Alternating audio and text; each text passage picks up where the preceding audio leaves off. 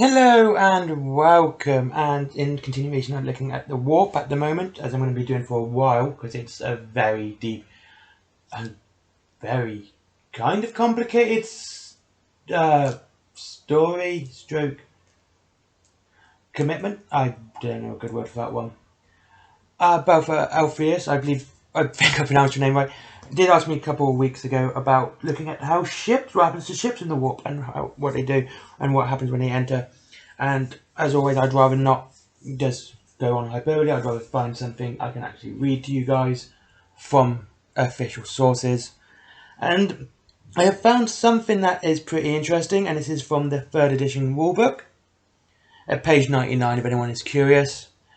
And it is titled Warp Space. First I'm going to read a small passage, then I'm going to read the main point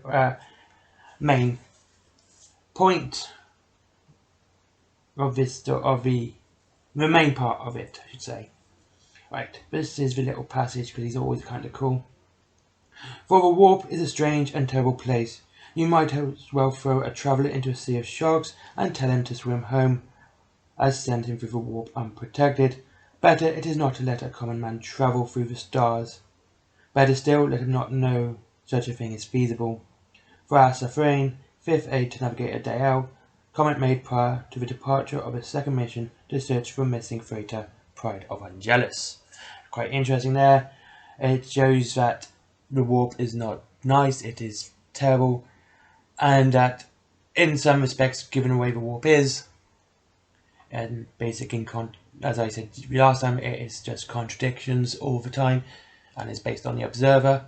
That's something I will be picking up next time, because I will be delving into fantasy for some more information on this. This is, of course, a terrible place, and of course it would terrify most people. Anyway, here's the main crux of the article. I don't know what to call it. Warp space. The greatest human colonization of a galaxy began tens of thousands of years ago, before the Age of Imperium, when it was discovered that the universe is a mixture of different dimensions, interacting with each other. The material world as we know it is one of these dimensions, and warp space, or the warp, is another, also known as chaos, the ether, the imperium, or the immaterium.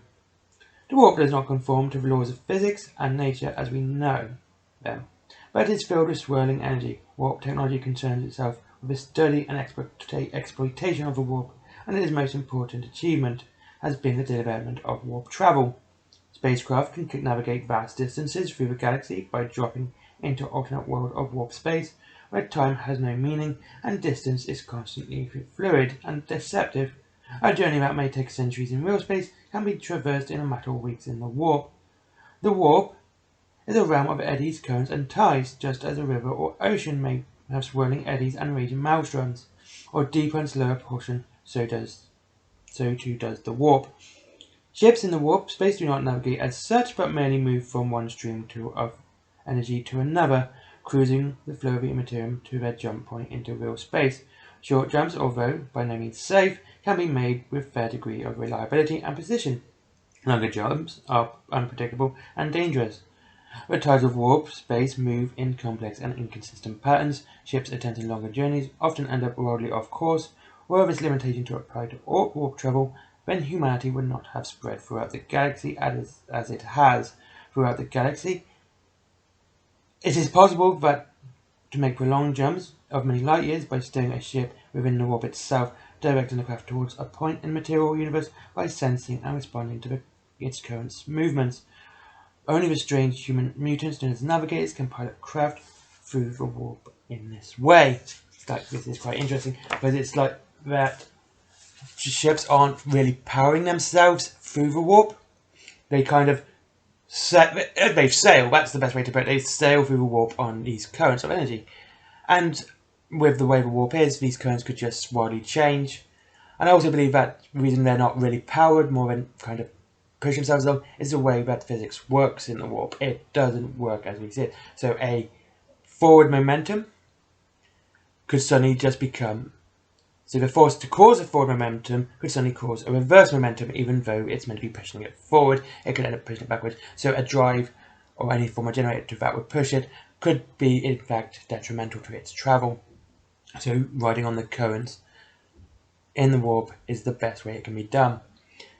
And when a ship enters the warp, it literally tears. This is a point which is not written in here, but it tears a hole in reality to enter, and then it tears a hole on the reality to exit. And there are points in systems where they enter and exit.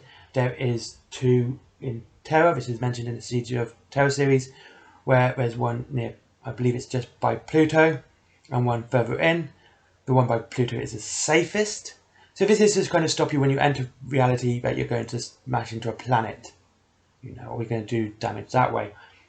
And this is the way the warp works. And it's, like I said, because this is always tides and flows, up can be down and down can be left. You kind of have to rely on the warp itself, which is why it can make you travel back in time.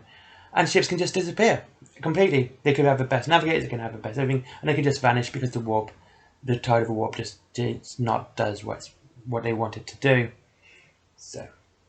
And finally, I can't mention how it's travelled without the Astronomicon, and this is what is written. For humans, warp travel is made possible by the presence of the Astronomicon, projected from Earth by 10,000 strong psychic choir of specially trained psychers. This beacon acts as a focus for the ships in the warp. A prodigious amount of mental energy needed to contribute to Astronomicon drains the cycle of his life essence in a few short months, and hundreds die every day. Their shriveled corpses replaced by legions of fresh recruits. The psychic beam stretches across 70,000 light years of space, a focus for a million years of commercial craft and warships that navigate through the warp. The tumultuous waves of the warp, I should say. Navigators who guide human ships need the Astronomicon, and without it the Imperium would fragment, and the warp travel would become utterly hazardous, and the Imperial authority would be impossible to enforce.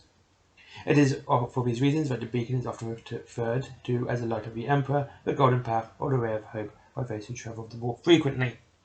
Again, this is showing that there is this lighthouse within the warp, and within the lore now, with the Great Rift, we have seen the issues, especially in Imperium Nihilus, of warp travel and how dangerous it has become, because of course the Astronomicon went out.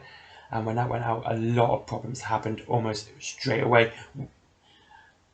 And I think, so basically having this one beacon, it sort of like allows navigators to have their ship, to tell the ship where to go, and they can guide it through this as a landscape sort of thing. That's the best way I can put it. So they know where they can drop off and come in via this point. And the final part is about the navigators. The revered houses of Navis Nabalit, of one of the bastions upon the Imperium, is founded, and the Institute claims it can trace its ancestry back to the birth of our great empire. The great families of Navis Nabalit are uniquely composed of a particular form of human called a navigator. Tech adepts have speculated widely over the development and nature of navigators' unusual talents, and many cast hints at shady genetic transmutation and interbreeding during the founding of Navis Nabalit. Whatever their origins, the navigators today are a glorious and esteemed organization, loyal to the Imperium and stalwart in their faith. The peculiar powers of the navigators can only be preserved by the intermarriage breeding with mundane humans, eliminates the special abilities. This fact has led to the development of closely related navigator families and the Navis Nabalit as a whole. Preface: Historia ex structura res Navis Nabalit. So basically, even in the 40K universe, that interbreeding, basically incest, is allowed when it serves a purpose. But at most points it would be utterly disgraceful and disgusted upon because of the genetic mutations it would breed. And navigators are they are mutants, and that is what they are. They're psychic mutants, and they have a third eye which mortals aren't allowed to look into, but space marines are able to, shown in the Night Lord's books, and they are all usually covered up when they're not in the ship. This eye is covered. Anyway, so thank you for watching. I hope this gave you a bit more of an idea of a warp. I do have some more from the 3rd edition rulebook, which I'll be sharing next week, I should say. As always, like, comment and subscribe. I know I've done 2 videos today. I was meant to do this one yesterday, but I didn't have the time, unfortunately. Links to Element Games and Forbidden Planet are down below. As always, you have a great day, and I'm sorry about that being